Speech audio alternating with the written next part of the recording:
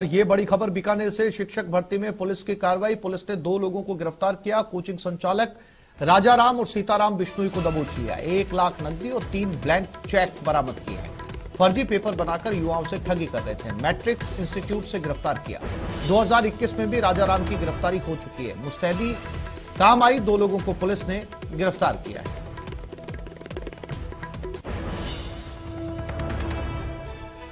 तो आज एग्जाम और आज ही लगातार पुलिस की सर्विलांस।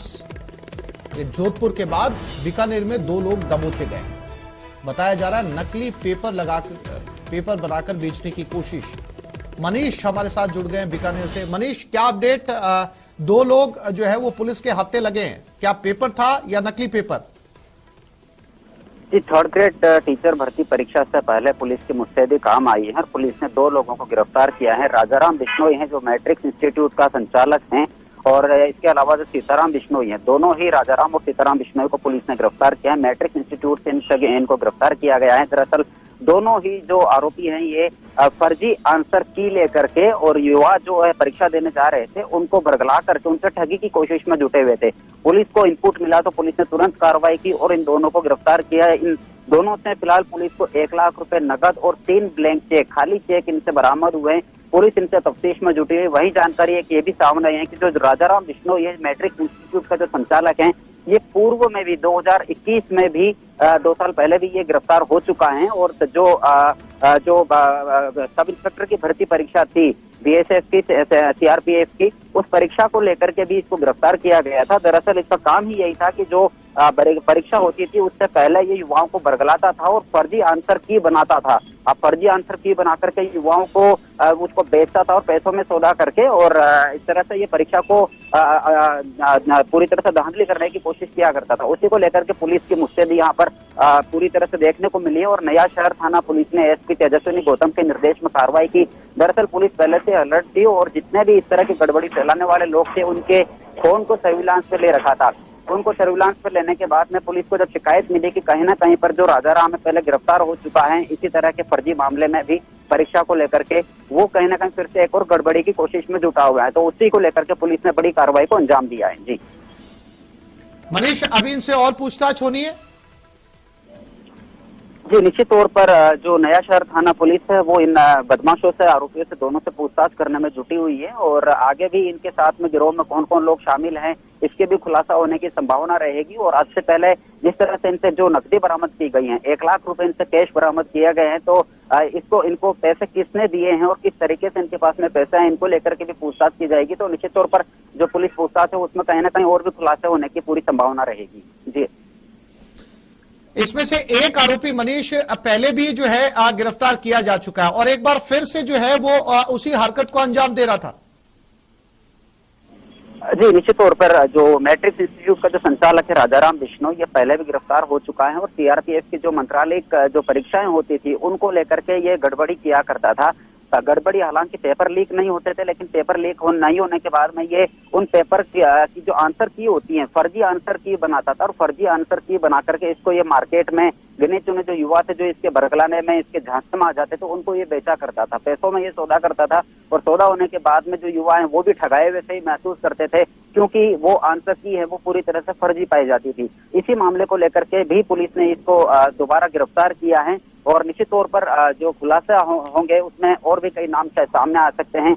बड़ी ये कामयाबी फिलहाल बीकानेर पुलिस को मिली है। जी, जानकारी के लिए मनीष आपका धन्यवाद।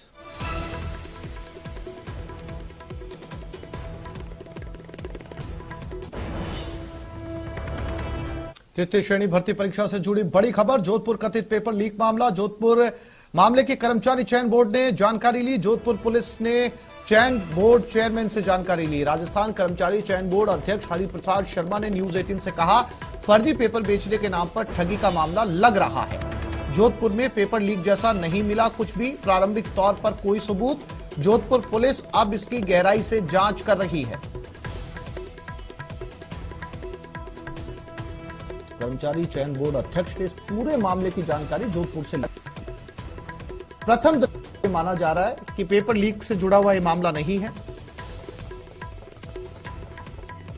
और लवली हमारे साथ जुड़ गए हैं। लवली, कर्मचारी चयन बोर्ड के अध्यक्ष ने जानकारी ली है और उनका जो कहना है वो कि लग नहीं रहा है, यानी श्योर वो भी नहीं है। देखिए, उन्होंने साफ किया है कि अभी जो पेपर उनके पास मिला है, जो प्रारंभिक जानकारी मिली है जोधपुर के एसपी से, उनका ये कहना है कि जो पेपर अंदर चल रहा है, जो पेपर उन्होंने मंगाया है, वहां पर जो पेपर मिला है उसे चेक किया गया है, तो पेपर के अंदर जो प्रश्न है वो उससे मिलते हुए नहीं है। तो एक बहुत बड़ी राहत की सांस जो है वो सरकार और प्रशासन ने ली है। फर्जी पेपर जो है वो बेचने के लिए ये गिरोह जो है जालोर और आसपास के इलाकों से जोधपुर में आया था। फिलहाल इस गिरोह के लोगों से पूछताछ की जा रही है, पड़ताल की जा रही है, कड़ाई से पूछताछ का जो काम है वो शुरू कर दिया गया। वहां पर कर्मचारी चयन बोर्ड के अध्यक्ष ने शांति बनाए रखने की और अफवाह न फैलाने की अपील भी की है अभ्यर्थियों से और कहा है कि बोर्ड की ओर से औपचारिक सूचना जो है वो जारी की जाएगी। फिलहाल जो जोधपुर के पुलिस कमिश्नर है उनसे उनकी बातचीत हुई है और उन्होंने पूरी मामले की जानकारी लेने के साथ में जो चयन बोर्ड की जो तमाम मेंबर्स जिनकी ड्यूटी वहां पर लगाई गई है उन्हें भी मौके पर भेजा गया पूरी पड़ताल के लिए। और ये कहा जा रहा है कि जो प्रश्न पत्र उनके पास मिला है वो फर्जी प्रश्न पत्र बेचने के नाम पर वहां पर पहुंचे थे और फर्जी प्रश्न पत्र जो है वो बेचने के नाम पे लोगों को झांसा दे रहे थे कि उनके पास पेपर है और वो श्योर पेपर है और वो पेपर आज की परीक्षा से मिलता जुलता है। तो इस तमाम पूरे घटनाक्रम को लेकर के ये बयान जो है वो बहुत अहम मायने रखता है। अभी अभी हमारी उनसे बात हुई है, उन्होंने इस बात को पूरी तरह से स्पष्ट किया है कि किसी भी प्रकार से पेपर लीक जैसी कोई घटना नहीं है।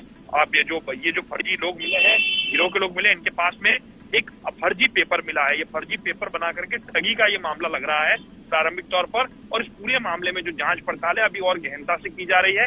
कुछ देर के अंदर जोधपुर पुलिस जो है जोधपुर के अंदर इस पूरे मामले का जो है वो खुलासा करेगी। उन्होंने कहा है कि उन्होंने पुलिस से कहा है कि तत्काल प्रभाव से पूरे मामले की जांच होने के बाद में इसे मीडिया के सामने रखा जाए और बताया जाए पूरा पारदर्शी तरीके से कि आखिरकार ये पूरा माजरा क्या था।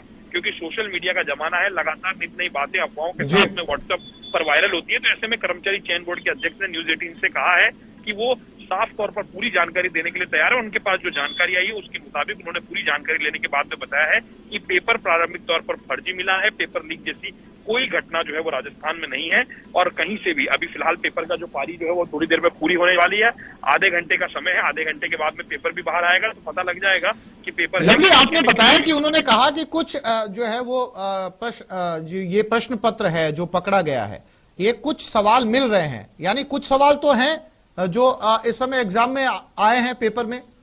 बिल्कुल, अभी उन्होंने ये इस बात को लेकर के केवल इतना ही कहा है कि जो प्रश्न पत्र उनके पास मिला है वो फर्जी है। उस प्रश्न पत्र में कहीं भी जो सवाल आज आए हैं वो सवाल उन्होंने चेक करवाए हैं, वो प्रश्न पत्र के सवाल नहीं है। ये गिरोह ठगी का वाला गिरोह है। ये गिरोह जो है वहां पर ठगी के लिए अपने शिकार ढूंढ रहा था और वहां पर जो अभ्यर्थी हैं उन्हें, भोले भाले जो अभ्यर्थी हैं उन्हें फंसा करके ये पेपर बेचने की तैयारी थी और ये पूरी तरीके से फर्जी पेपर जो है वो तैयार किया गया इस गिरोह के द्वारा। अभी पूछताछ की जा रही है। औपचारिक जो ऐलान है वो जोधपुर की पुलिस करेगी, लेकिन कर्मचारी चयन बोर्ड की ओर से एक बार फिर से स्पष्ट किया गया है कि फर्जी पेपर और ठगी का मामला जो है वो जोधपुर में मिला है और किसी भी प्रकार से पेपर लीक जैसी कोई घटना जो है वो पूरे राजस्थान के उनके पास में नहीं आई है कहीं से। जी, जानकारी के लिए लवली आपका धन्यवाद।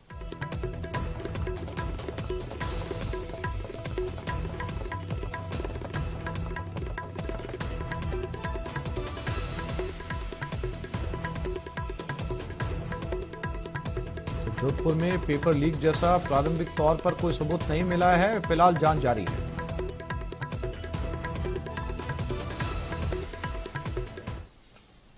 और जोधपुर